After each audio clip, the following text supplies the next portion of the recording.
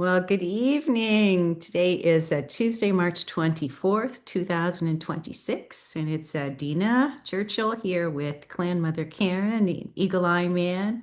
And tonight we're going, well, they're two savages, really. I'm here with two savages, and hopefully throughout this video, we'll talk about the different terminologies and what it means for you and what it means for them and what it means for the men and women of our lands. We'll discuss tonight sovereign, international law, and Clan Mother Karen and I had done a video a while back, and I'd wrote an article about Clan Mother governance. So Mhm. maybe we can you can introduce yourselves, and then we can kind of move into kind of an organic conversation. So maybe we start with ladies first. Clan Mother Karen, would you want to introduce yourself and maybe why this is important to you? Thank you, Dina. It's nice to be back talking and being in a nice little discussion around table here. I'm known as Karen Ann Macdonald. I am the 13th White Bear Clan Mother, and I have been in holistic medicine and nursing for a long time. And there was something always my Gita taught me, and he was actually in the army, Peter J. Buzikavich, and my Baba, and all those things in the lineage came in, and he kept going, "You're from the Church of the Firstborn. You're from the Church of the Firstborn." And the other day I was watching the Da Vinci Code again. So I was really getting, you relate to a lot of what is passed down and what has been taught to you, the original customs, usages, and laws, right? And maintaining that. And to me, when I look at the background at it, we're looking at, pre-flood, pre-contact, Tartarian times, whether you think Vedrus or, the ringing cedars of Russia, there's a lot of information in there, So I am really grateful and spasibo in our language. Thank you. And I really want to get the information out, really. It's about healing your, not just the physical, but the emotional, mental. And part of that is coming back into who are we, why are we here, and where are we going, and what are we can do for the children. So this is really important to me to get the information out. A lot of people are very unaware that there is such a thing as white tribes. Almost everyone comes from a tribe on this planet, and there's things that people don't know their blood types, they don't know their lineages, and how can you inherit something or say that you're a sovereign even when you don't even know where you come from or the mitochondrial lineages. And this is a really important thing because we're coming back into that time where really people are needing a solid foundation, and that law comes from within and your connection back to the creator. So we'll talk a little bit about that and the whole linguistics of the language, and why this is the law of the land. And it's not what people call, maritime and sovereignty and private members and stuff like that. And Tim will elaborate a little bit more on the linguistics of the language and the etiology of that. So I'll turn it over to Tim, to Eagle. Nancy, everyone. Thank you, Nina, for putting this on.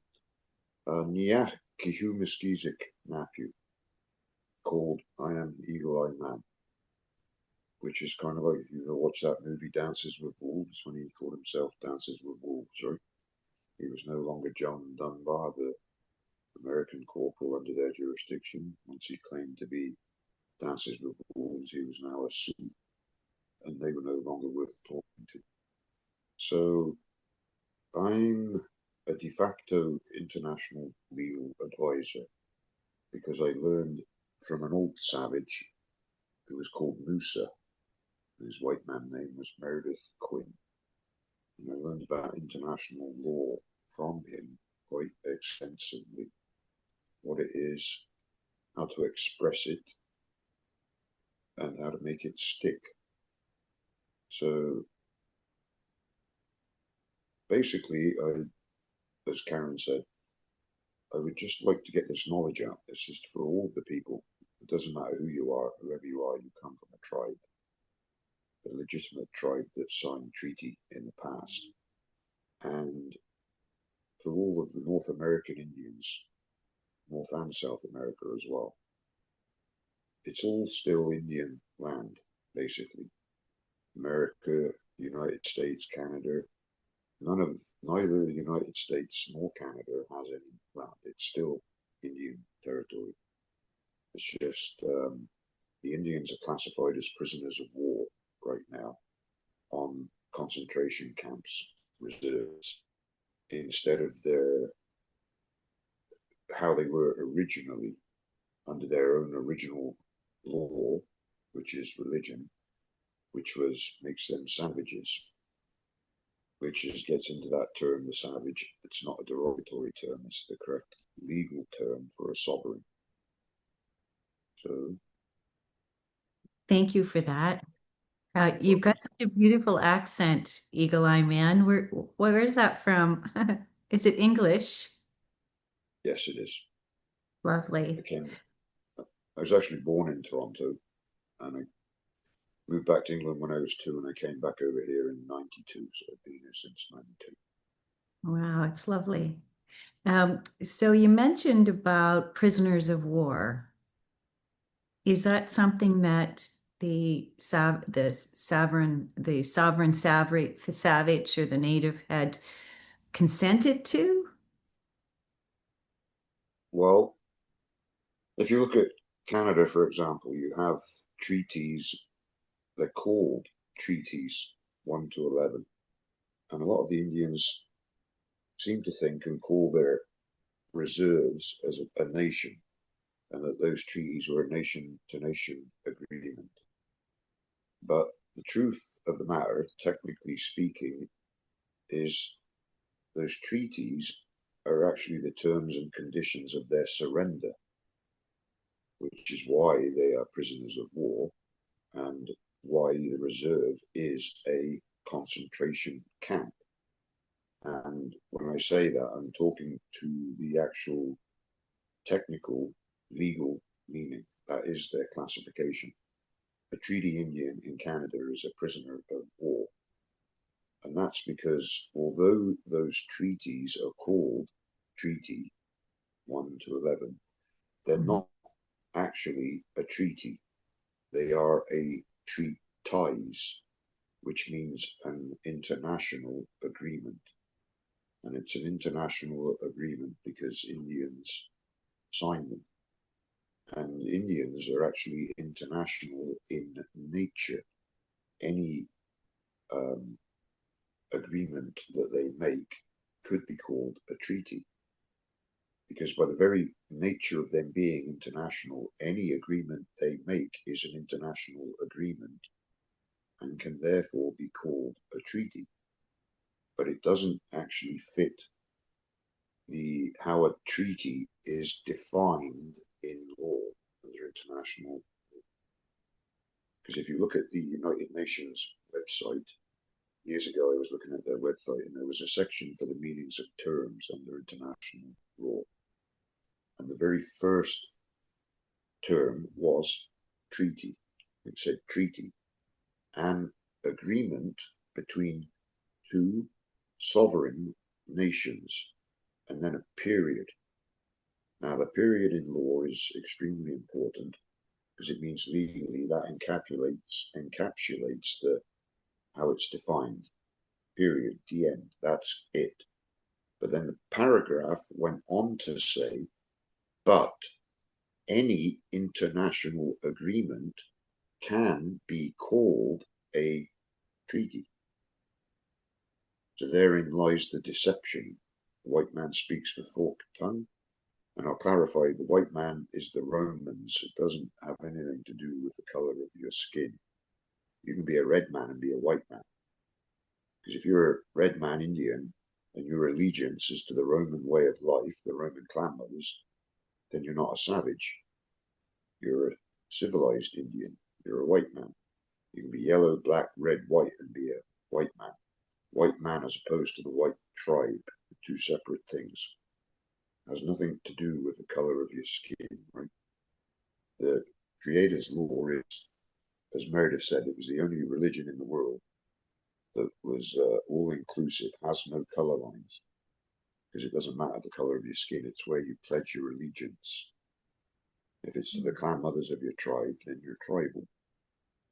And the first thing to being tribal is to know your clan. And clans make up a tribe, and a tribe is a sovereign nation. So, treaty is an agreement between two sovereign nations. So why treaties 1 to 11 are not treaties is because they were not signed by sovereign Indians when they signed them. They had taken themselves out of their original form of governance, which was clans with a head clan mother, who in the English was the queen, the sovereign, and her sovereignty extends over the members of her clan, protects them. Clans make up a tribe is a sovereign nation. So for any treaty to be a treaty, it has to be signed by the sovereigns, by the clan mothers, which is why treaties 1 to 11 are not treaties, because they were not signed by the clan mothers. The Indians at that point in time had taken themselves out of that system of governance and created a new form of governance under the common law of the white man, the elective system, where they vote for a majority for the chief, right? That's not the same as a head clan mother choosing a chief to speak on her behalf. One's sovereign, one isn't, which is why treaties 1 to 11 are not treaty, even though they can be called a treaty. Thank you for that. And are they spelled differently, Eagle Eye Man? Is that the Treaty, like being, is that the Noah's Yeah. Ark? And then these other 1 to 11 are the treaties, TIES. Is that right? Yes, technically there are treaties, but they can be called a treaty Hmm. because it's an international agreement, which it Okay. would be because even though those Indians were no longer sovereign when they signed, they're still international in nature. So any agreement they make could be called a treaty. Wow. You know, see what I'm getting at? Yeah.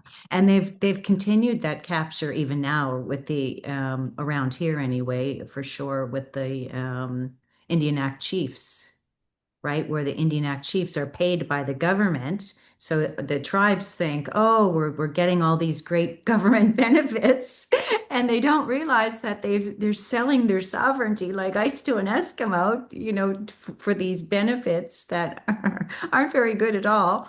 But now what's happening is there's people are starting to wake up. So there's 33 tribes in Eastern Canada, or 33 reserves, I should say, in Eastern Canada. And now there's, infighting, and people are starting to stand up, realizing that these Indian Act chiefs have sold them out to the government. So some of the reserves are being raided for weapons. And the big thing here in Atlantic Canada right now is the marijuana and the marijuana shops, right, that they have on the reserves. And suddenly the provincial government is saying, oh, that comes under our control, where they've all, natives have always had that as kind of their separate, they've been separate, their cigarettes and their marijuana have been separate from Canadian corporation. But now the government's saying, no, no, no, no, we have to regulate all of this. So, that capture is like happening at many layers, and it's just continuing down the line. I mean, how do we move back from that? Or do we? Well, the people have to know who they are. It's like Meredith says, the Indians don't know who they are anymore. And Mhm. I'm saying that from a tribal perspective, like lawfully speaking. See, when the white man first came over here, the Romans, and supposedly discovered, they didn't discover anything. They were already aware of the existence of the Americus Empire, North and South America. Columbus had detailed maps of the coastline of where he was heading to before he ever left port. He didn't discover anything. He had maps with the latitude, longitude. He knew where he was going, but he had been ciphered as a pirate and sent to wipe out the Indians over there so that they could make the claim of discovery, because that's what they based the doctrine of discovery, is their claim jurisdiction of all the ports are based on. But the doctrine of discovery is superseded by law by the American Indian clan mothers. So yeah, like you were talking about marijuana, words have meanings.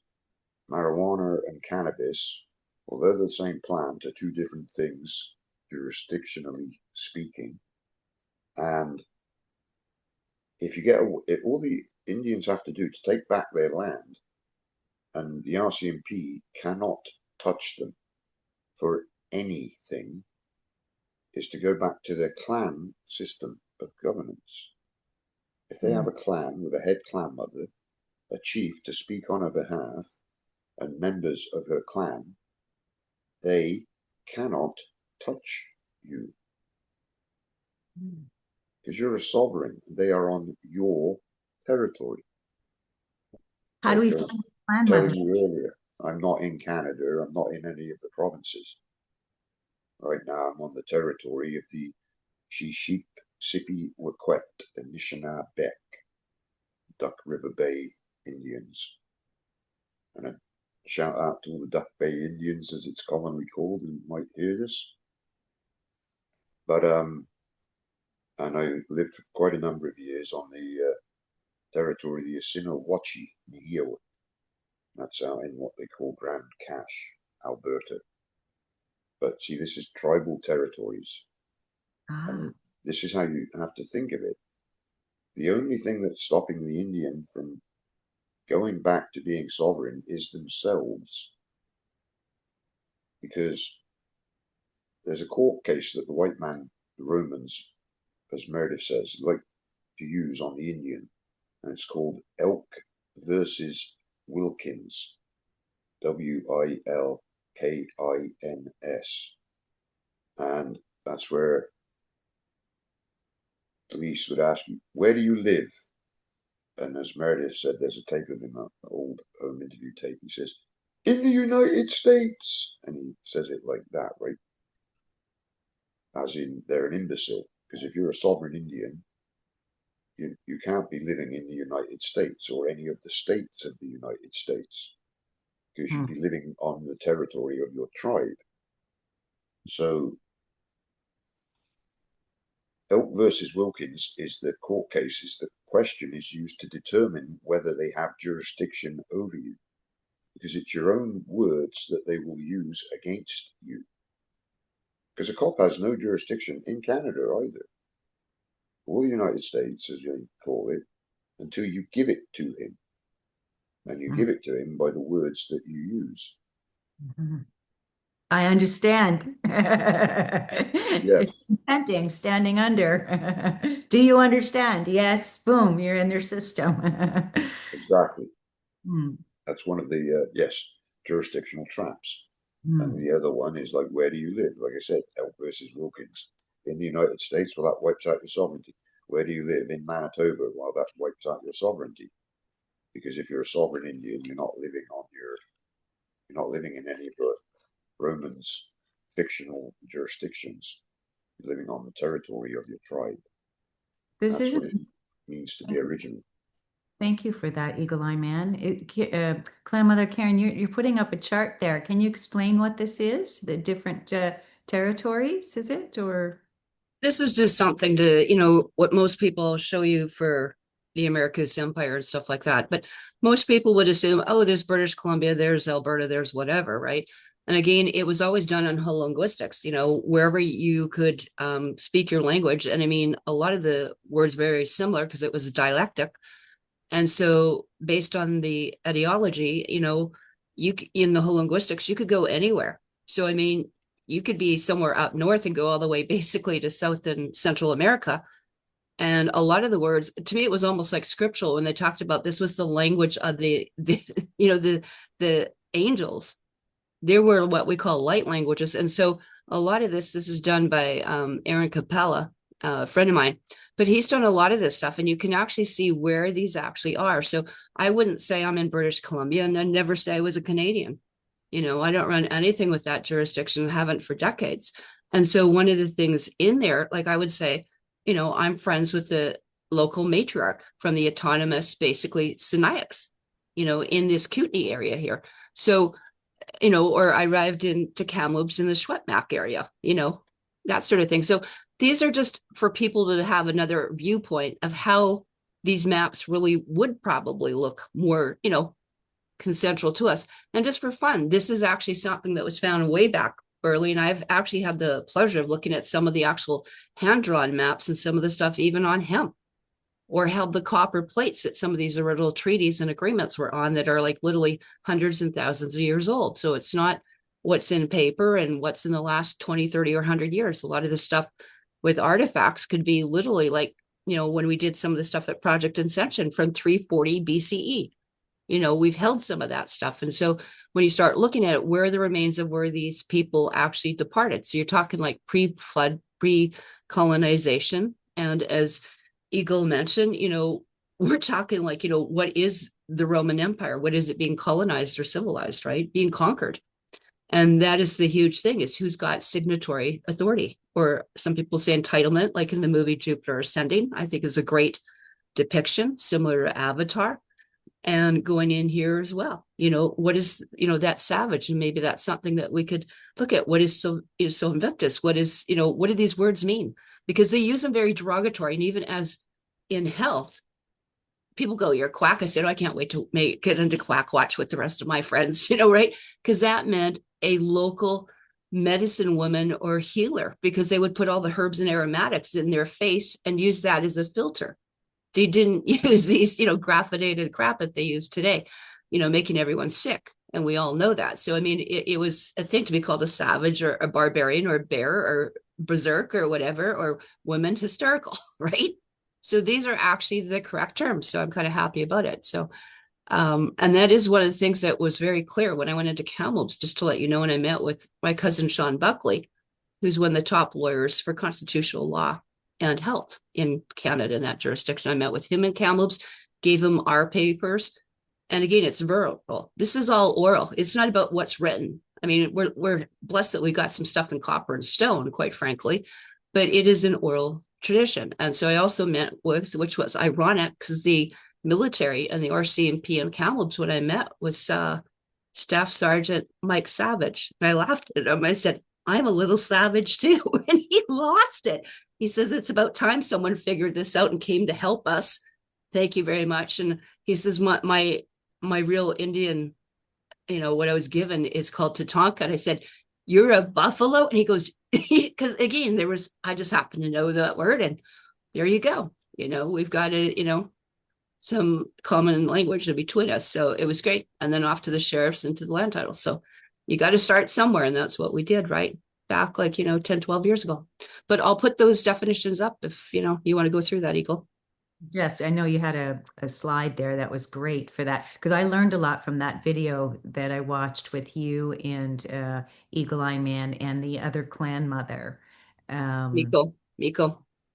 Yeah, the difference, even like Aboriginal, it's brilliant when you think about it, right? Aboriginal, not Yeah. original or abnormal original, or however you think about it. Like they use the terminology to purposely trick you. I mean, it's like spelling, it's black magic, right? They're That's what it is. yeah. Yes. But Absolutely. how can we turn that around? Because I mean, there's a few people that know it, but I really feel like we need kind of an educational system of some sort, or like a conference where we bring everybody together that has some background and develop some sort of a curriculum, because that seems to be where the missing link is, right? I mean, the information is there. Clearly, the clan mothers have allodial title to the land.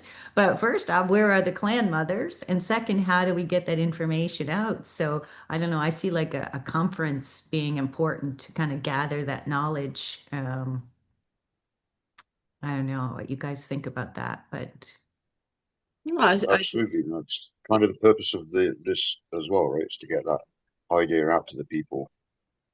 And it does require some education, like for the Mhm. people to understand there are two different languages. They both sound like English, but one's the English we speak on the street. And when you're in a courtroom or talking law, legal, what might you think you might understand what the guy's saying, the judge is saying, but you don't actually know. He could be saying something that sounds like in English what you understand, and he's actually saying the exact opposite. yeah. And you're capturing yourself and you don't even realize you're captured. Exactly. They use your words against you. I mean, Yeah, what's that thing the police say? Anything you say can and will be used against you. the court of law. Yeah, they tell you about it. So Right. who would like to explain this slide? Eagle Eye Man or Clan Mother Karen? Uh, okay, which Differences, one is, what does that say? This definition. one is actually just Oh, variations of salvage, sauvage, in the okay. different languages. I'd like to answer that one just precisely, right? Okay. Savage, the root word of the word savage is the word silvictus. How do you spell And that? Yes.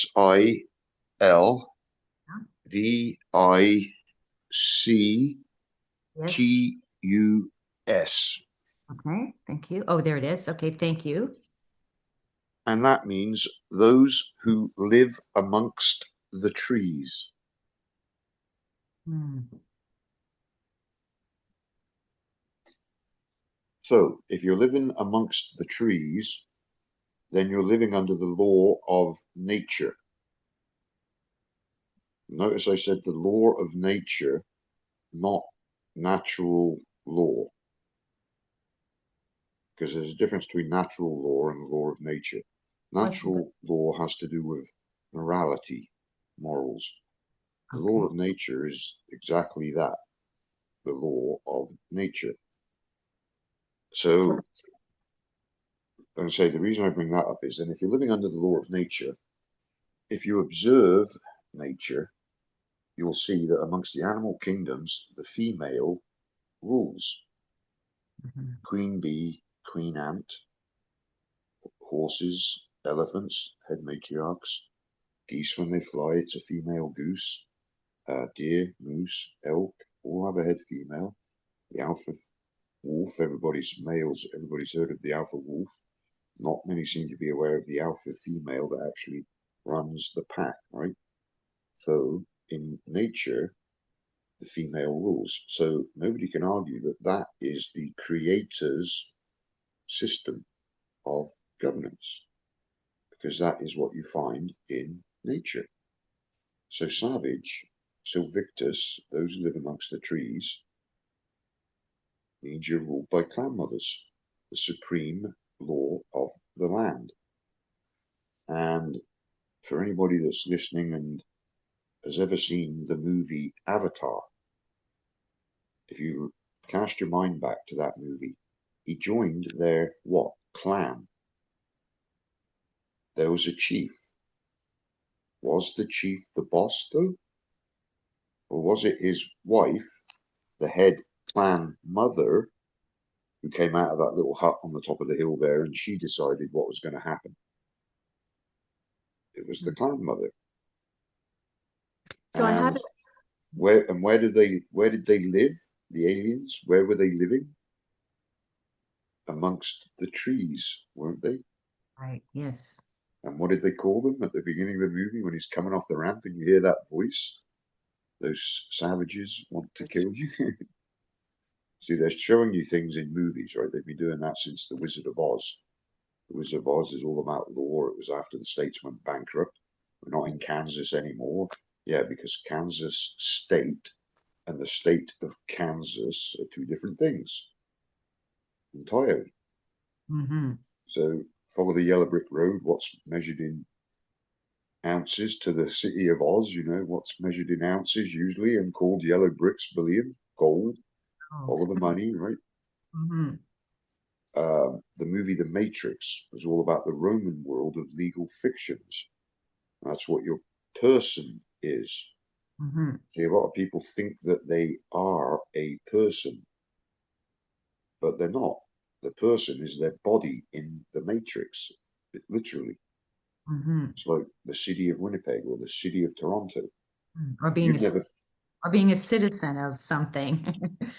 well, yes, exactly. That's right. Ties to the Roman rule of law, cities and city states where it comes from.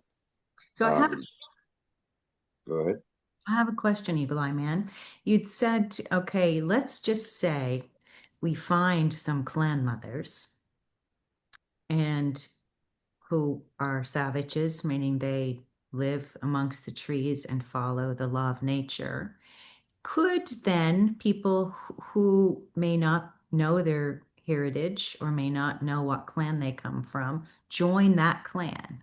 Like, could potentially could we just find a few clan mothers and then even, other men and women could join that clan, or must you have kind of a blood connection?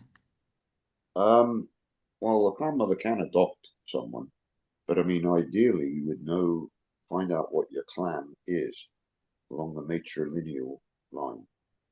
Like Hmm. you go down your mother's side, right? What And you about if tell you me don't know what it? your Like in my clan case, is. I'm the firstborn of the firstborn of the firstborn of the firstborn, back to Selena, which didn't have a last name. She married my grandfather, and we think she might have been Beothuk or Inuit, but the Beothuk were killed off. So no one told, you didn't want to say who you were. So I have my heritage back to what we think is a native woman, and we have a very matriarchal kind of culture, but I don't know what that is. So like in my case, what would you advise if I can't trace it back directly? Well, there are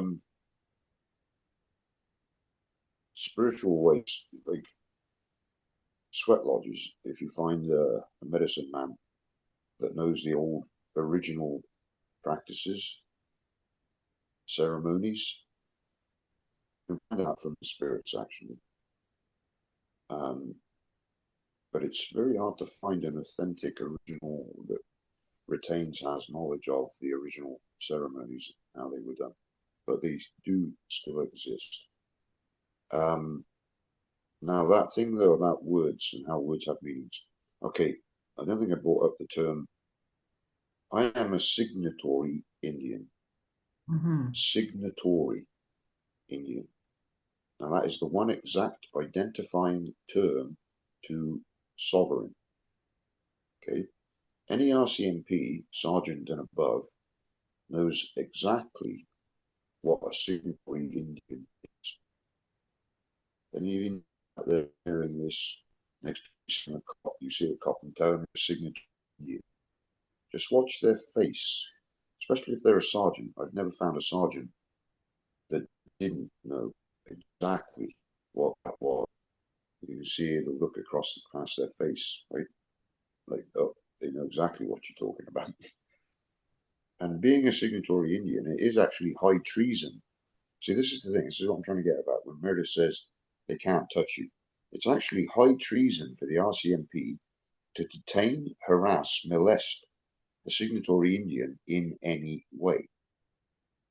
Because Wow. right now, the RCMP are exerting his or her Majesty's rule of law over a prisoner of war, unless you tell them that you're a signatory Indian, in which case the RCMP are not there to exert that law over you.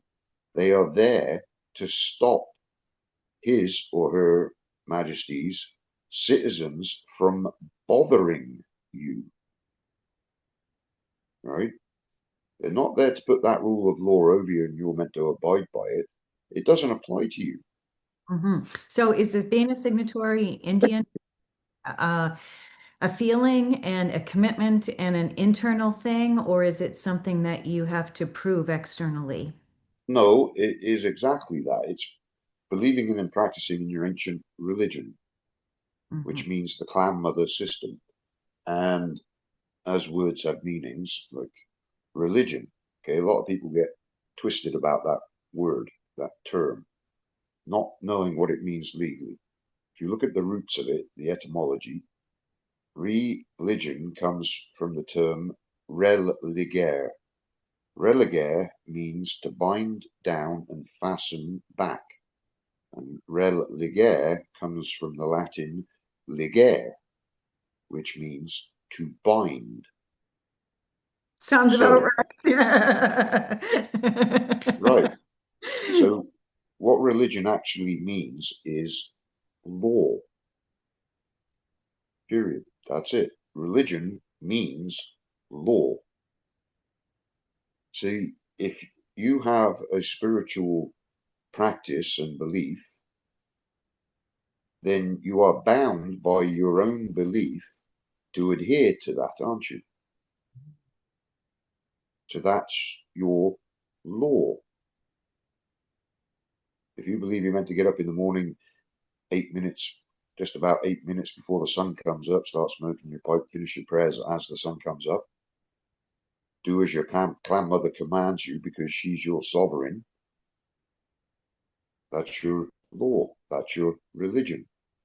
That's why the Indians were called savages when the white man first came over, because they were clans with head clan mothers, which make up a tribe, which is a sovereign nation.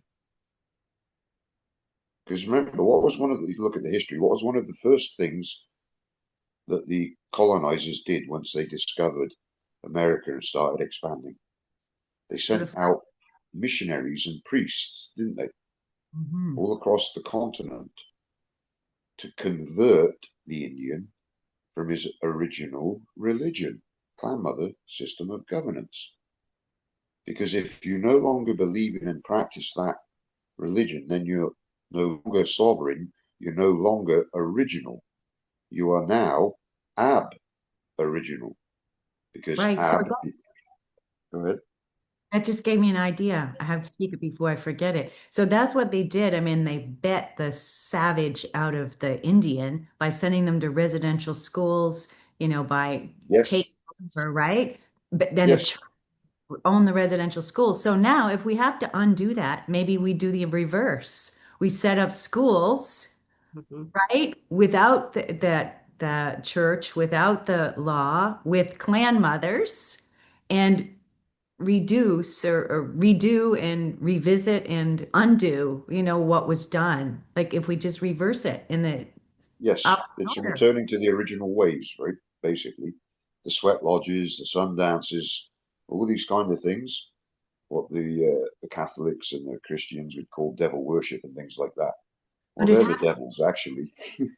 but it have to be in the kids. Like because the next generation has to be educated, right? So they were smart, Yes. really, weren't they? They targeted, Oh, right? absolutely. The kids with the Oh, residential. absolutely. Yes, So that now, was the purpose of it, to break the clan system, Well, because there's a we've lot of seen now, power in people working together. Mhm. in history, we've seen this before. I mean, a lot of people know about Tartaria, what happened, how they almost wiped everyone out with the mud flood cities and the star forts. But there's that whole thing back again in the 1800s. And that was even going into the 1900s, which was your Cabbage Patch children. So they've already systematically gone through a lot of the, different tribes, as people think, like the Cleopatra tribes, or as you think, the Anglo, the Mercia, Northumbria, and Saxons, right? But all those white tribes as well have gone through this a little bit earlier, right? By the time we're starting to see it here, but it was a worldwide global thing. It wasn't just isolated. We tend to think that it's just happening here.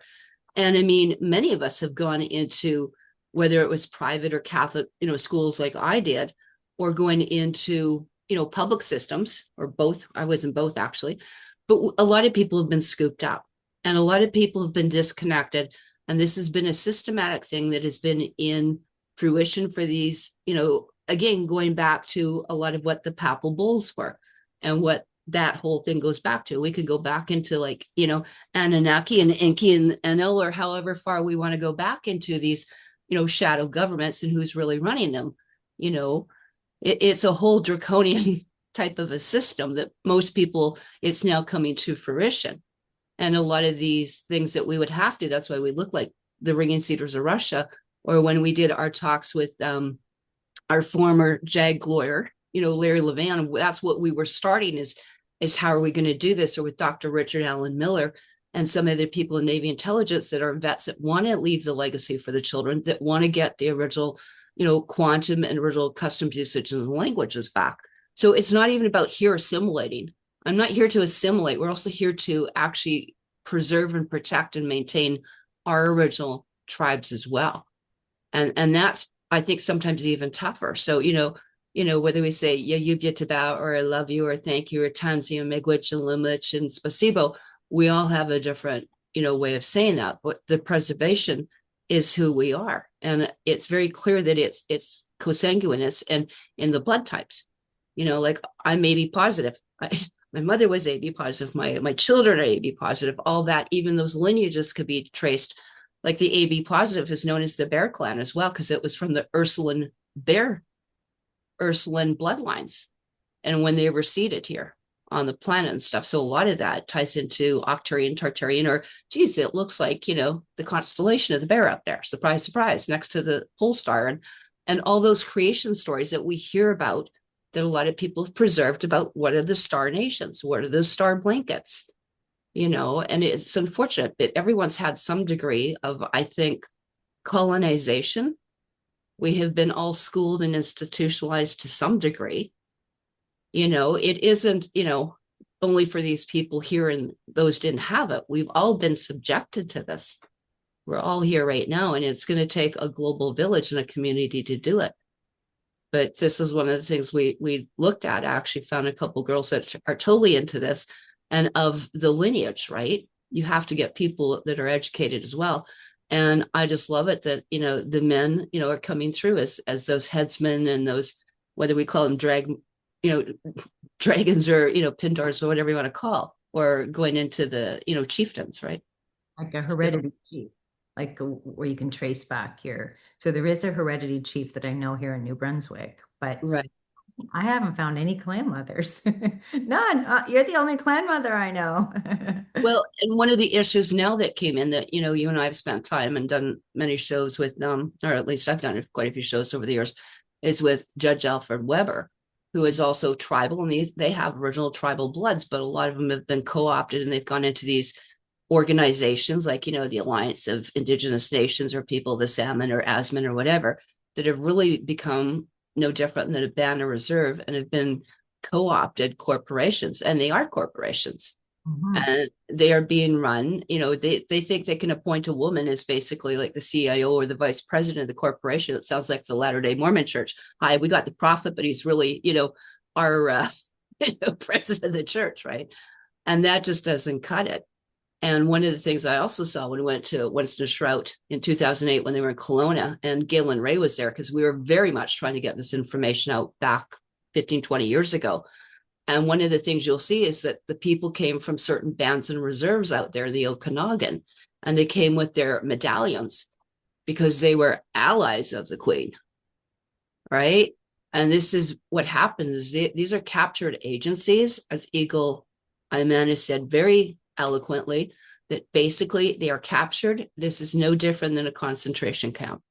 And, you've got, unfortunately, slave masters running their own slave thing. And like any other thing, whether it's anything incorporated or not, we need to get through this. And one of the things I just wanted to bring into it when you talked about the lineage and bloodlines is there something that we have dealt with heavily in the last 6 years, going into 7 years now.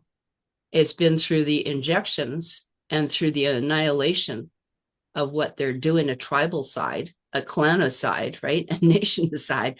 Is it through the injections? Anyone that's now taking anything, whether it's over the counter or anything that will change your script or your DNA.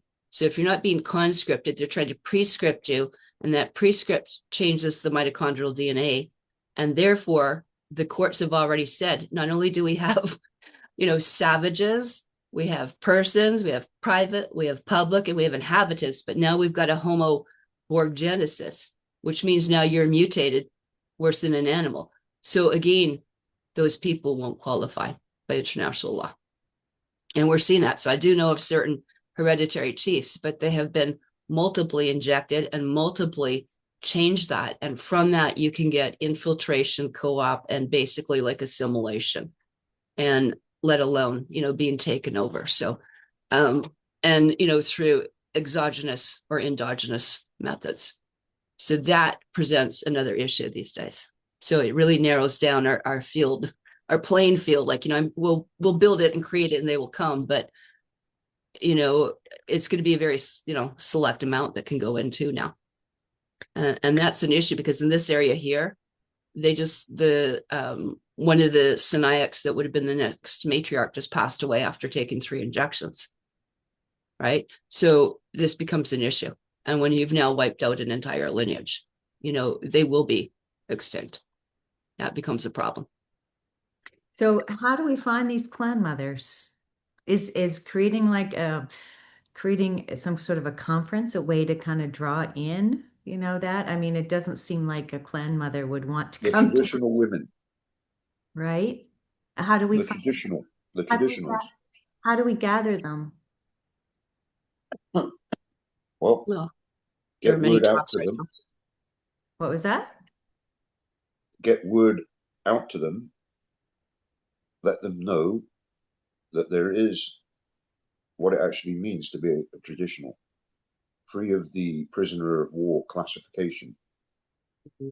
If they express their existence as savages again, through, I'll say, a declaration of their tribe to the world to let them know that they exist, they can exert their sovereignty.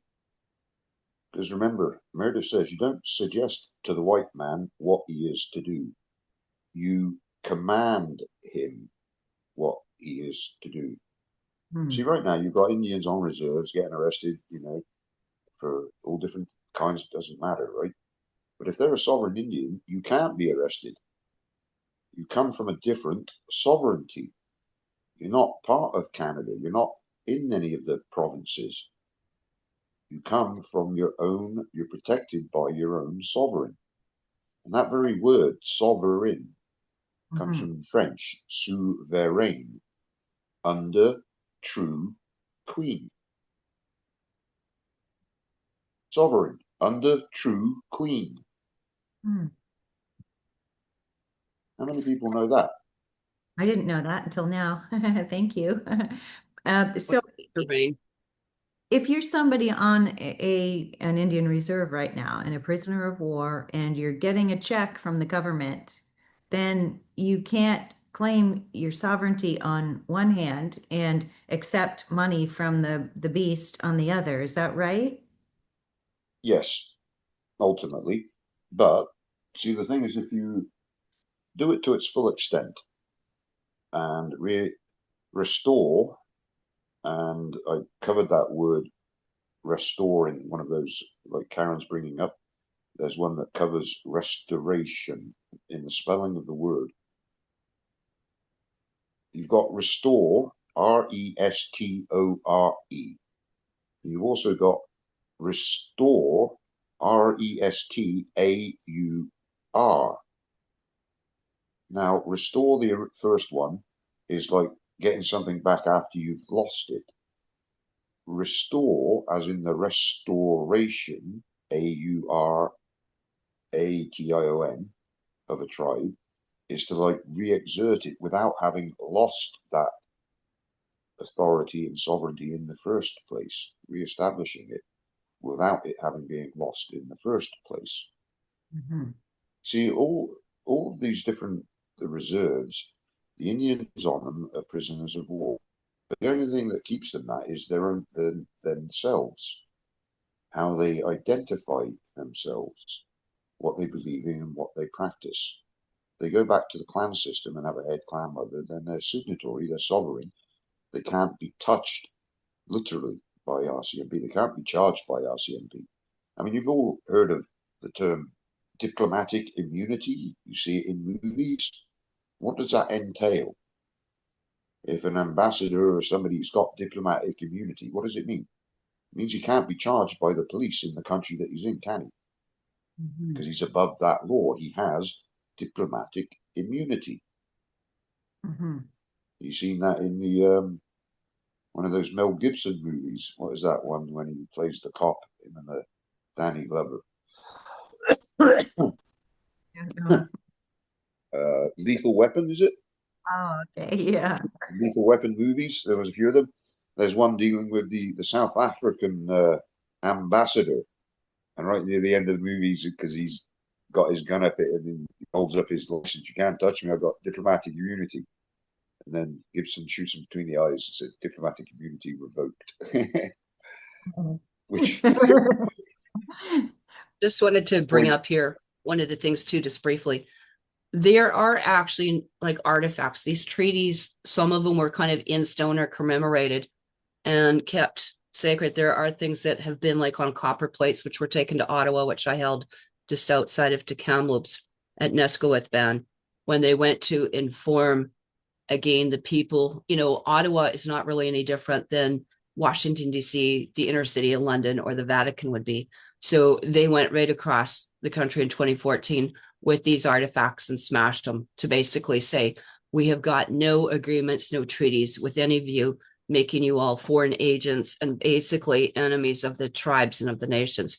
But this, just to give you an example, is one of the Cleopatra needles or obelisks. And so these are actually done in Greek, Coptic Greek, and some of the Chamatic languages.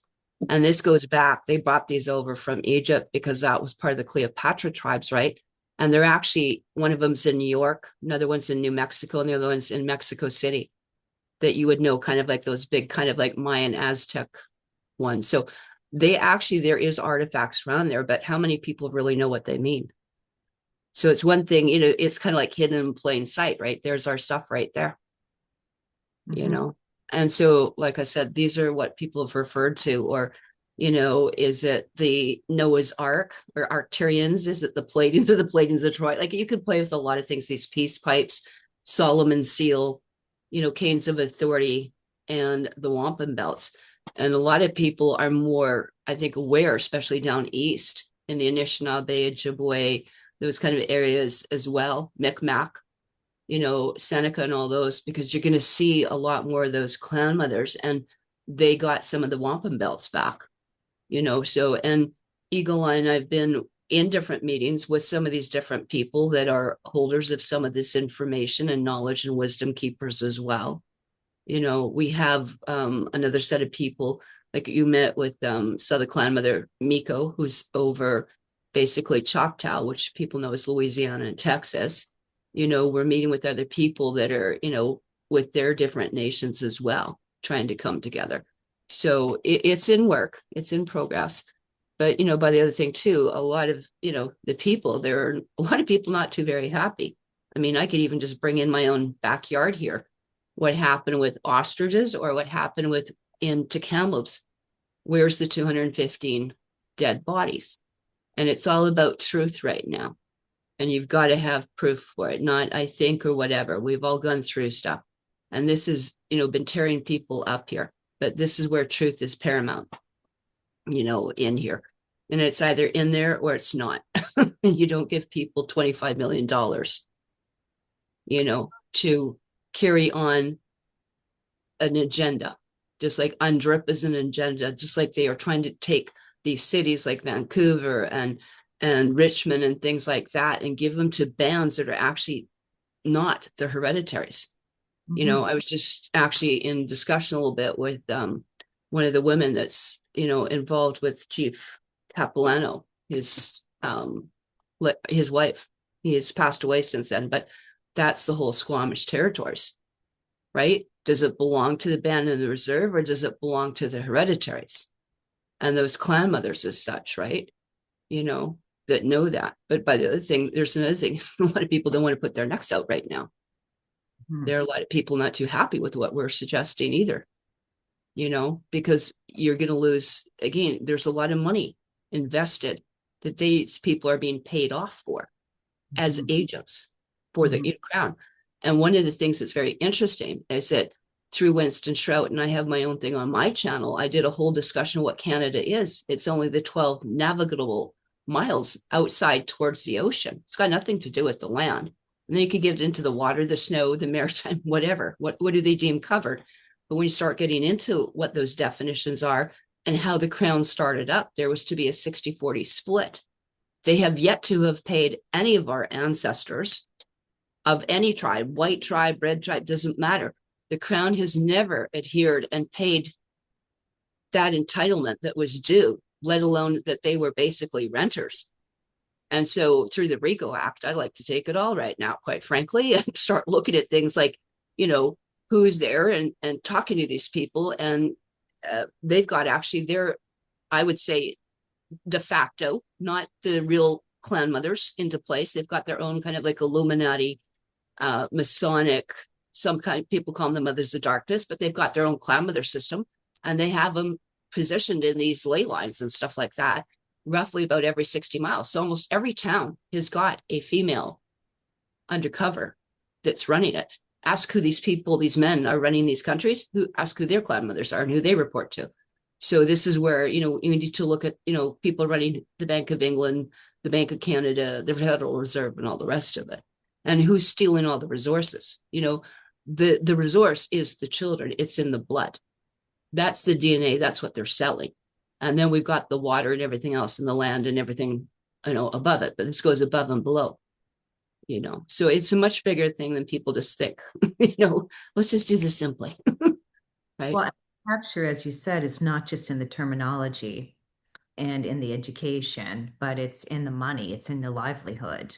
And, so like I said, they're selling sovereignty. Oh, I get a healthcare plan and I get my Cadillac or whatever, I don't know, my truck or so really having to convince or educate somebody, it has to be a different set of values, a different philosophy, right? To go live in the woods and to give up your whatever check you're getting per month. It's so I don't know. I guess the first step is just finding the people that have similar interest and then creating a system for those people and just allowing the others to follow whoever, right? You follow your path. Like I love what you said before, Karen, is that, your purpose is not really to assimilate anything, right? It's just preserving what you have for yourself.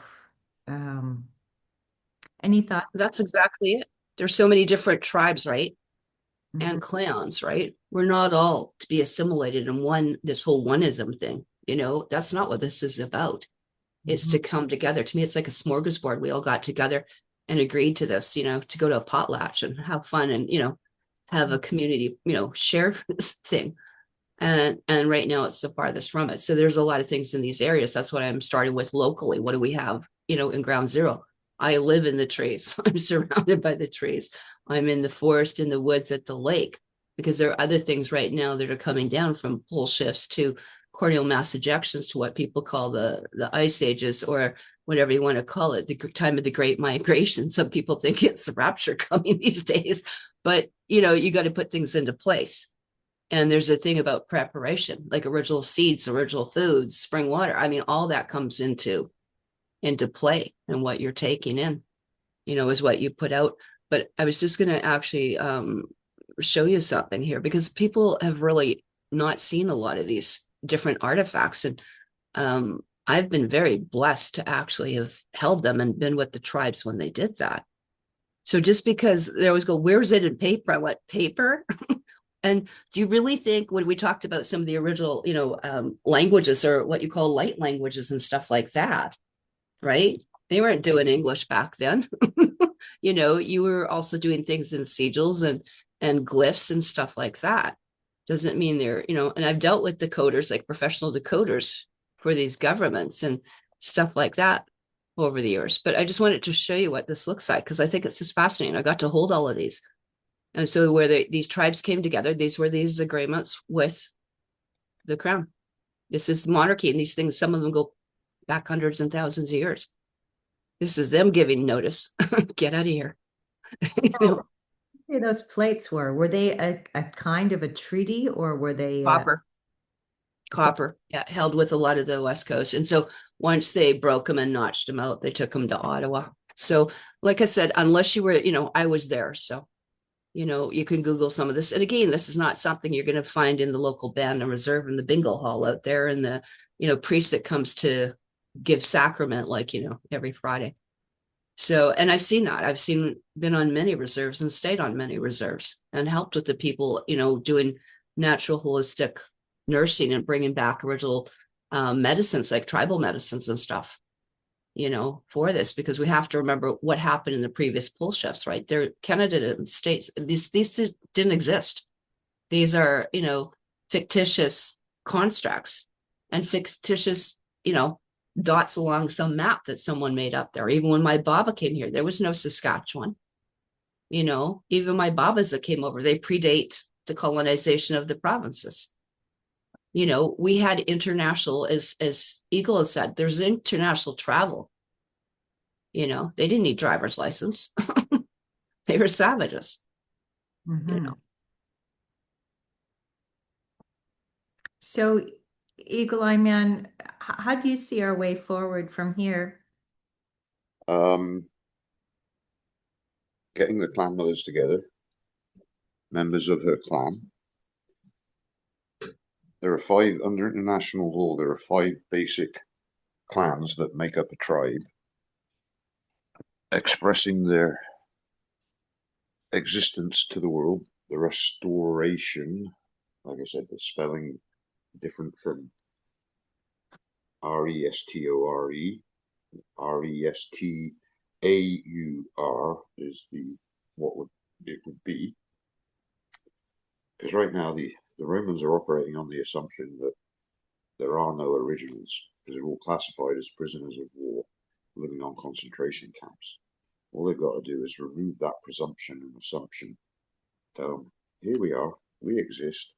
Oh, by the way, you're on our territory, and you owe us the rent money.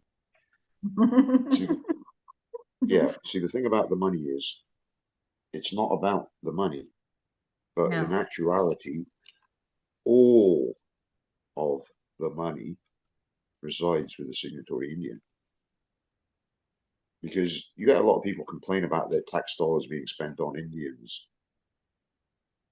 Hello, heads up. All you ones talking about your tax dollars being spent on Indians and blah, blah, blah, you're actually parasites, because your tax dollars go out, every single cent of every taxpayer's dime that they've paid in taxes goes directly out of the country to pay the interest on the national debt. Not one single penny of any taxpayer's money has been spent on an Indian, period. It's not been spent on any of your services in your country either. Doesn't fund any of that. Every single cent goes out of the country to pay the interest on the national debt. A little percentage that goes to the Vatican. Well, who do you think owns that? So, in actuality, and the reason why I say the Canadians are actually the parasites, I'm not saying that to be argumentative, it's actually the truth. Because if you've ever been in court and you've ever heard a judge, when they're talking about fines and things and where you've got to pay it to, if you've ever heard the term the Canadian Consolidated Revenue Fund, okay, what's that word? Consolidated. The joining together or merging together of things. Okay, Canada Railway, didn't it? 1870s, something like that, the East-West Railway across the country. And it bankrupted Canada, didn't it? So Canada was bankrupt. What does that mean? It means you have no money. Meanwhile, you have this Indian trust fund that was set up to pay the Indians what they were owed as their percentage of the revenue from the resources of the territories, of the lands, the timber, etc. Right? It was a 60-40 split. And so Canada is bankrupt, but they're the trustee over the Indian Trust Fund, which was billions and now trillions of dollars. So consolidated the books of Canada, the bankrupt entity, with the Indian Trust Fund, billions and trillions of dollars, so that they could amalgamate the two and run off of the Indian Trust Fund, because you're obscuring and obfuscating the accounting by doing so. Now it's no clear accounting of what you owe the Indians, because you merged it with Canada's bankrupt entity. So it's like I said about the Indians saying the chiefs getting monies, you know, their benefits and things. They're actually only getting their own money anyway, literally. It's their own Indian trust fund monies that's being paid to them. Well, as and benefits, salaries, etc., whatever. Doesn't matter. yeah, and here in Nova Scotia, the 33 reserves get well, the Indian Act chiefs, let's say, Yep, get the 2.4 billion dollars yep, for 30, and most of the people that are living on reserves are living, below poverty, except yes, chief that has a $2 million home. But then they go and they will put it into a casino, or they will give money for the Indian Act chief to buy a fisheries or something. So it's almost yep. like they're money, right, just through the reserve. Right, I Well, don't that know. system was set up deliberately like that, right? Mhm. Um, See, this is the point. If you just envision it in your head, instead of having an elective chief system, right, where they vote for a chief and he gets paid so many billions. Okay, you have a system where there's a head clan mother, head female for each clan, and they determine what monies get spent on what and where for the benefit of all of the people and for the children. Because this is the thing, every action you take in life is meant to be taken with the thought in mind its children and the unborn children for 7 generations. Mhm. So, and then you look at, like you said, the actions of these chiefs and what they're doing. How does that benefit the children and the unborn for the next 7 generations? I just Mhm. wanted to interject here for or add to something. This was actually from Winston Shouts. This is actually on my YouTube channel of Karen Ann Lusick MacDonald. This is actually where they're explaining the Her Majesty and how the crown was set up, how they came over here and set up that Indian trust fund. And then they set up corporations, but they are really subjects. So they're not really Canadians. They're basically under subjugation, right? And then they talk about how whatever was set up was to be that 60-40 split. So this gets really interesting. So if people want to take a look at it or get some further education, this is where this could be found. And on mine, I've got, I think, over 30 videos now similar to this, whether it's Meredith Quinn or Lester House or Eagle Eye Men, explaining a lot of these over the last 20 years, because this is quite mind blowing. People, and I know you've done a lot of stuff with putting clan mothers as matriarchal, and you looked at a lot of the stuff too, like the common law with Kevin and Ed and all these different, international distractions that we've been subjected to. But when people don't know these definitions, and you put a great thing up, I have it. I'll bring it up here and show you. Is that Canada was actually defined, the insignia and the maple leaf, that all ties into the KKK. And the KKK and the Masons that founded these supposedly constitutions, or the Republic in the States, which is still another constitution, which was stealing it away from the Iroquois Confederacy. And this is where you start getting into how people are missing all their her story, our story, and his story. So we need to get this back so that we're all on the same playing field. Because when people don't know simple words, and when you brought this up, and I said the KKK, we are not the KKK. KK means the assassins of the clans. That means they were here to kill us. So, it's very interesting when you get into that. But if people want to take a look at this, they explain that, they do the diagrams. And as Eagle Eye said, that this money going to these people goes into these slush funds that went into, for example, Canada, into Washington, D.C., and then got filtered into the embassies, and then filter into the Puerto Rico, and then filters back into different things, which are in the process of being dissolved. So those are part of the things in there. So this is something that's, I think, really, really important that people need to take a look at, because they assume that there are solutions in commerce, and there are not solutions in commerce. To even, think commercially, maritime and admiralty, this is quite the mistake. So this is where I wanted to get people into this and take a look at it, because there were a lot of people in here. Actually, up at the podium was Gail and Ray. We spent a lot of years back then, like, just trying to get this information back into people. And maybe I could, Eagle, do you want to maybe talk a little bit about just Meredith Quinn, how that came to be, or how this information came to us? Would that be helpful? You mean like the knowledge of signatory Indian? Mm-hmm. I'll just show a couple of clips of who Meredith Quinn is. Well, the knowledge came to me and a group of us in Duck Bay. There was a guy named Leicester House, Wapo Piju, who came to Duck Bay and was talking about signatory Indian. See, I'd like to, at some point, Dina, we'd have another chat and go over the in like a chronological timeline.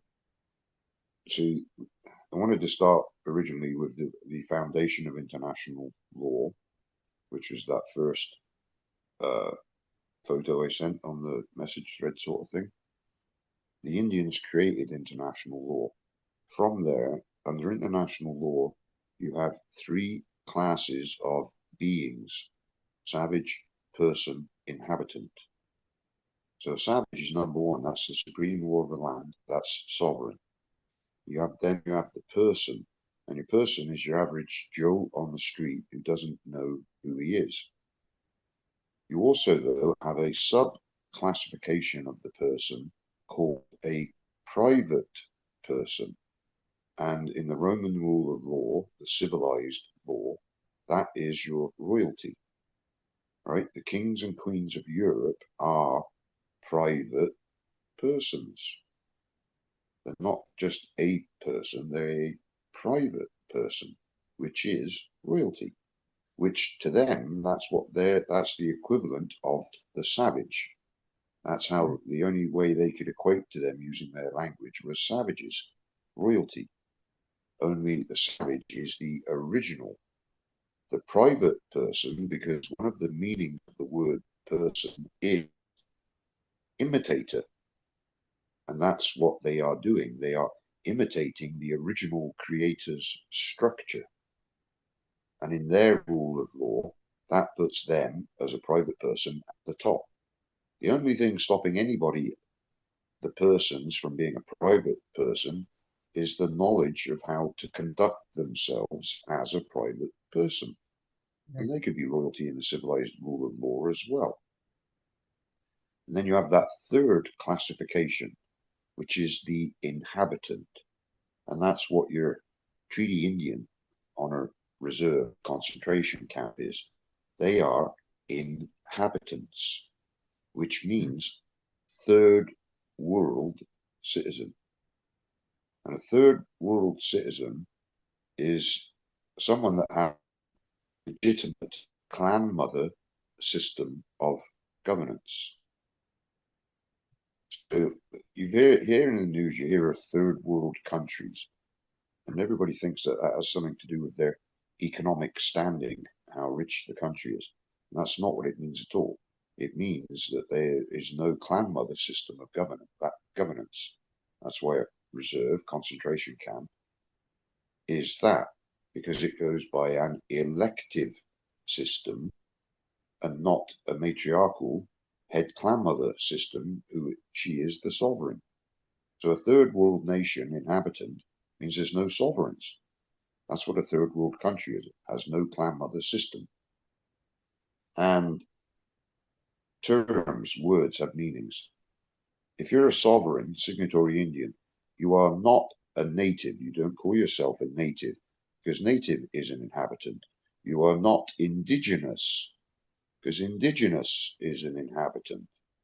You are an original, a savage. It's literally that simple.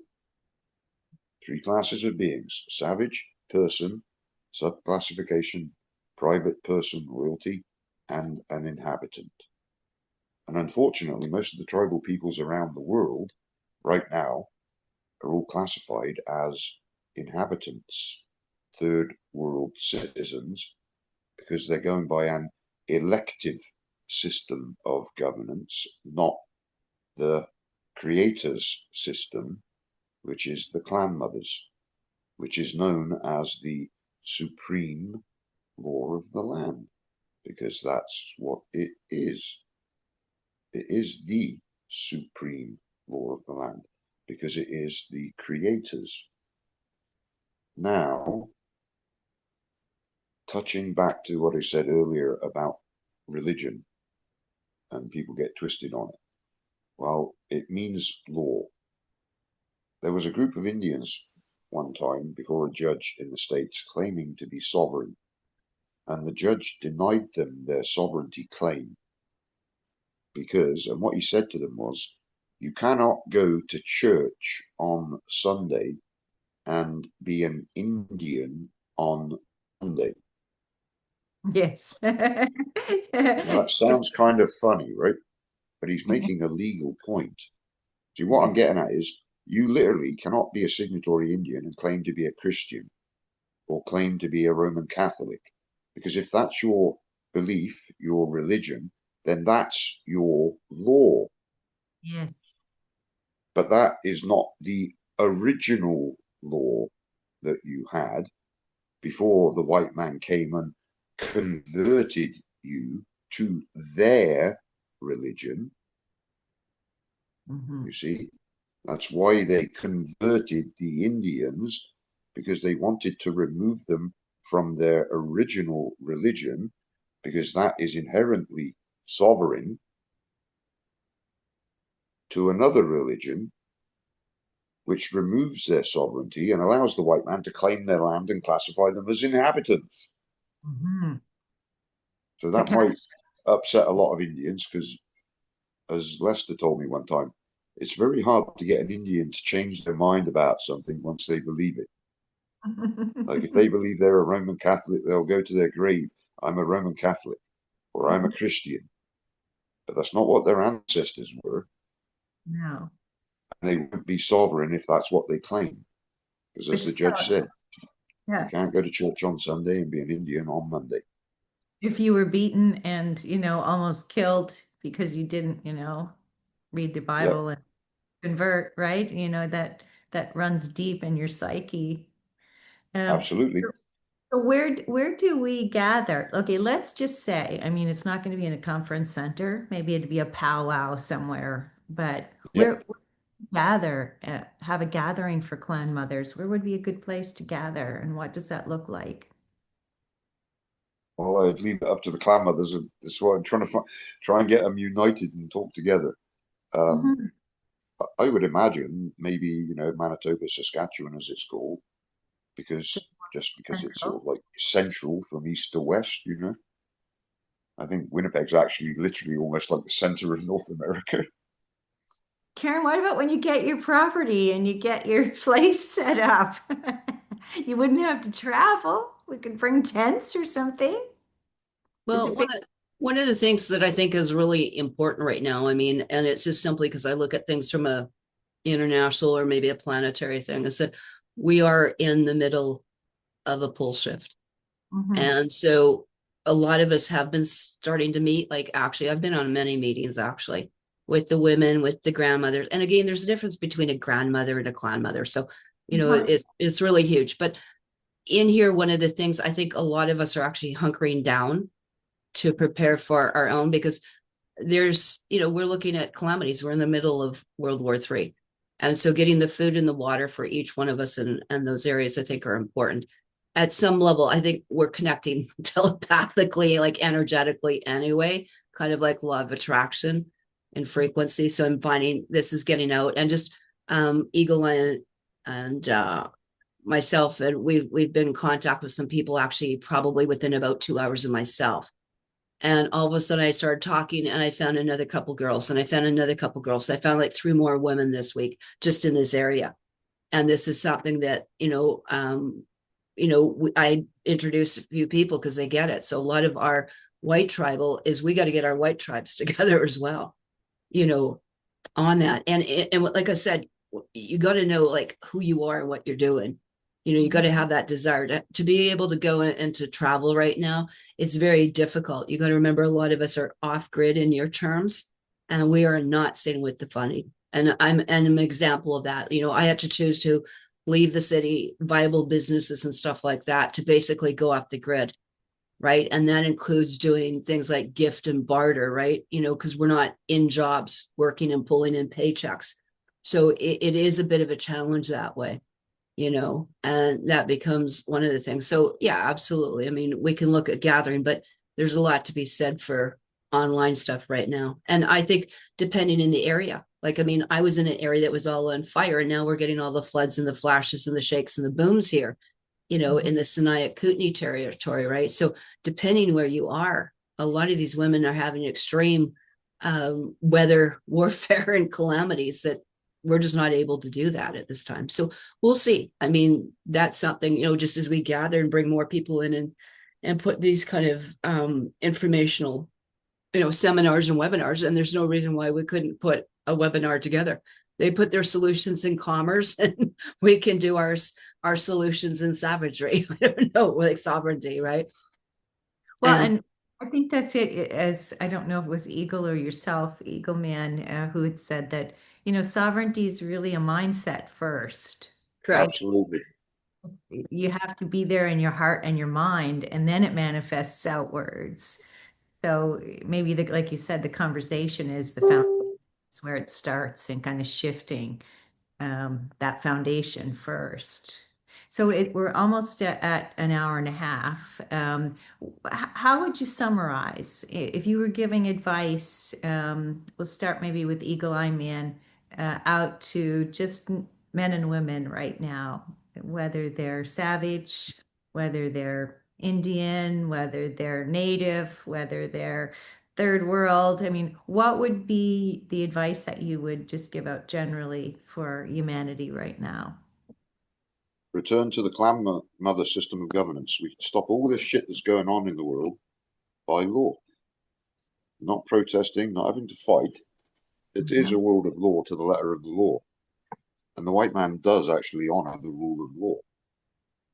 And all that may seem contradictory because, they break their law all the time. No, they just make their laws such those things that you think they're breaking their law. But when it comes to international law or the clan mothers, that's the only thing, literally the only thing the Romans acknowledge as sovereign is the women. Mm.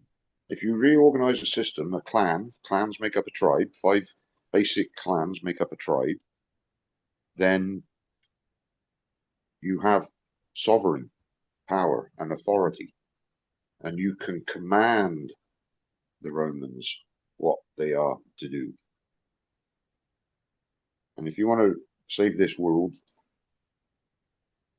well, as Karen mentioned, there's these things called the Great Migration, which the civilized call ice ages that end in a global catastrophe, because for them it always does. But for the Indian, they're just on a migration and make it through safely. Mhm. There's a lot of topics we could go into more in detail on that, but it would have to be a different time. Well, I'd love Um, to do kind of I'd love to do another one, like a follow-up, because there's, like you said, maybe this is the starting point, is just gathering and sharing information Mhm. first. But yeah, that was shocking to me in Meredith Quinn documents about the Vero man and the Melbourne man, that yes, remains were found with the dinosaurs. So we didn't evolve. We were we were there at the same. exactly. That's called the secret archaeological find. And it was Yeah, kept secret precisely because it disproves Darwin's very. theory, right, of Solution. evolution, because Daryl. they dated that to like 10,000 years ago, roughly Yeah. two Mhm. ice ages back. And Right. what it showed was that there was no change in the Indians' bone structure, clothing, uh, medicinal herbs, foods, um, like to the Indian on the reserve today, basically, hadn't changed. And right beside him are the bones of Indians, dinosaurs. So the Indians were around at the time of the dinosaurs, and they haven't changed since that time. Well, there goes Darwin's theory. Oops. Yeah, right. I didn't know that till I read them. So thank you, Clam Mother Karen, because you've really been instrumental, in helping me learn all this and sending me and I had those documents for a year before I even printed them. And you were like, go get them printed, start reading them. And then when I did, it was just like a whole new world. It was like things you didn't learn in history, things you didn't learn in law, in English. I mean, it was just a whole other world. So thank you. Thank you for An that. epiphany. An epiphany, it really was. The Yeah, light that's bulb what it was moment for of it. me. Karen, how would you sum up, or what advice would you give out to men and women, humanity right now? And like I said, regardless if they're savage, Indian, if they know their heritage, they don't know their heritage, what would you suggest right now in moving forward? Well, one is, I think, the education. I mean, education and getting to know this is paramount, right? It's one thing when Gita, and Baba started teaching this and you start realizing who they were, or, they were in part of the military to actually protect us. I mean, I'm not joking, in what this is. And then again, as we clean out and cleanse, I don't like the word detox, as we cleanse for our clans, I think you get a lot clearer and sharper, right? So part of it, there's the physical, the mental, and the spiritual part of it. But in the education, as we start doing this, and like I said, we can put the links underneath. Like I seriously have got, 1,300 pages. I've got my Facebook, but I've also, we can allude to that, is that Eagle Eye Man put something called Universal Writings of Meredith Quinn is on Facebook. We should probably get another website as well. But in those, these really should be taken, to something with a note thing, like an AI, and disseminated, because this is all in probably a handful of our heads right here, right? There's all the laws. I showed you some of the stuff in here to do with the law. We have Canadian case law. We have the American. I've got Judge C.C. Kern here. I've got Judge Urban down the States. They recognize this as what's called the casus omissus, right? And they know that. But I will speak to a lot of lawyers over what just happened here, like even they have no clue. You talk to some about international lawyer, they have no clue. They think it's not just the Hague and the international crimes courts and stuff, but what is a matriarch? So I think what we could do is bring that, into fruition and leave some of those links underneath and maybe have a webinar. This goes back scripturally, by the way. If you know your scriptures, you'll know their tribes. If you know there's tribes, there were many tribes, in there. And I've even heard Roseanne Barr say that lately, right? She's hearing that, the Jewish, I told them, I told a few women that were, of the Jewish lineage in the tribal, I said, get your stuff together here, because they're being shut down. And one of the things here I just want to bring to attention, there is a court case. That's what Eagle Eye referred to. It's a great matriarch there. And that's where they talked about that in the actual court cases, they said that you cannot do this. What is the definition of sovereignty? We're the court cases. We have all this stuff documented. So this would be good. Why don't we talk about this in conversation and see how we could create like a structure, like we could have one gathering to talk about, say, terminology in this regard, another to talk about, I don't know, the difference between clan mothers, grandmothers, and, and maybe do a series of these if you guys are up for it. And take some of the Meredith. I didn't know that the Meredith Quinn documents, I thought they were supposed to be kept secret. So I've been sharing little bits, just what I've read. Some people want them, but I'd like them out, because information, when you start thinking about patenting, this is my, you're only supposed to know it. There's a certain thing about keeping things right. Sacredness is one thing, but I just show people, you're talking about genetics here that go before Atlantis and Mu, and who those descendants are, and the time walkers. And this is stuff that we're doing very much now, as we talked about the migration. And in the scriptures, I just want to say, for all those people from whatever walk of life, is that the clan mothers were known as your guardian angels. They were the great angels of the spirit. And that's in Numbers. And also the Book of the War of the Lords that was under the Vatican. And I happen to know some military that have read it. And things exist. Yeah. The documents exist. They've been squirreled away. All the books that were here on this continent were squirreled away and taken over there across the pond, not the other way around. So that would be something to talk about too, how we could kind of revisit and bring back some of those writings, Meredith Quinn, and they'll appeal to whoever they're meant to appeal to. And who, people, like you said, it's kind of waking up and activating DNA as you're reading it. So maybe that will help. And, not to be someone like Russell J. Gould who copies the information and doesn't give credit to to Meredith Quinn. What a hilarious presentation that was. I just saw that the other day. Yeah, he's talking about these 6 treaties, and I'm looking at, okay, that's interesting. Doesn't know shit about them, but I know a lot of people said it to me. Copy the information exactly. Even, Noah's Ark is not a treaty, not a boat, it's a treaty, right? I mean, that's exactly right from the Meredith Quinn documents, but that's plagiarism. Well, and misinformation, because what he's trying to do again is set up a corporation. Oh, by the way, as a male, I'm in charge of the whole planet because I've put a postal thing and I own the flags. Like, and you can't put flags on the coffins. Like, this casket stuff is absolute bullshit, and there are people that still buy into it. But if we've been talking about Meredith Quinn, Google that right there. I've got it on my thing, but I've got, like I said, I've got a whole section here, 29 videos here, and that's who Meredith Quinn is, that got the information from his grandmother. But I've got a whole bunch here, and these are all with Lester House. There's probably, I bet you, 40 hours alone with Lester House. Eagle Eye Man's done one with the clan mothers at Mending the Hoop, customaries and stuff like that. So there's information, and there's an entire thing. And again, you got to take it with a bit of a grain of salt, but there was a one that was done, tribal laws, law of the land. And so if people want, we could put these links and I'll monitor it underneath under yours. And that's what people have to do. They got to educate themselves. Yeah. You can't inherit something if you Mhm. can't prove it. And if you can't tell me your bloodline, I mean, there's your first start. When I say, what nations do you belong to? And they give me, I'm in treaty number 6 and I belong to like Atakakupa, Muskeg, like James, like that's not a nation. That's not a clan, and that's not a tribe.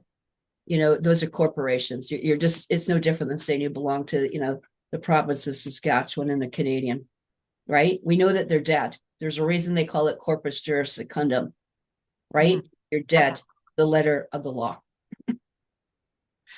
Well, thank you both so much. I'm really honored to hear you speak and tell your stories and your information because I think this is how we all learn. And I'd love to do another one with you. So maybe Grandmother Karen, if you wanted to send me some of those links that you were suggesting. I don't know if there's anything else that I could include, but Eagle Eye Man, if you have a link or a contact information or an email address or Facebook or however you want people to connect with you both, because somebody might see this video and we might gather some more information and people, men and women, not people, men and women who be interested in, getting together and talking more about this. So. I'll Thank just show this here on Facebook just quickly. So it's universal law, the writings of Meredith Quinn. And I think all of us are on Facebook and every other social media I'm on. But those are one of the things in here. And Eagle Eyes put What's quite a it called? bit of Universal. Can you go back to the title again? Because I'm not there. Universal law. Okay. Because universal law, the writings of Meredith Quinn. Would you like to add anything, Eagle, about what you've set up here for people?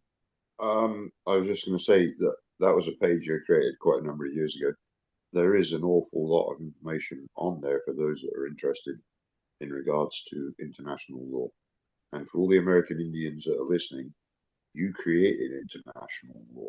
That's what the foundation of international law was about, which we didn't really cover.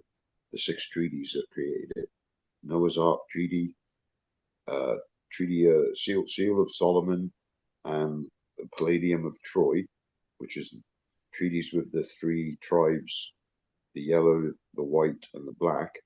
And then you had the wampum belts, canes of authority, and peace pipe treaties on the North American Indian side, which is tribal custom and usage.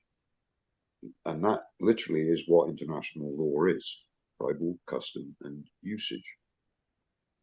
And if anybody wants to get hold of me, they can message me on the page Universal Law, the writings of Meredith Quinn. okay, thank you for that.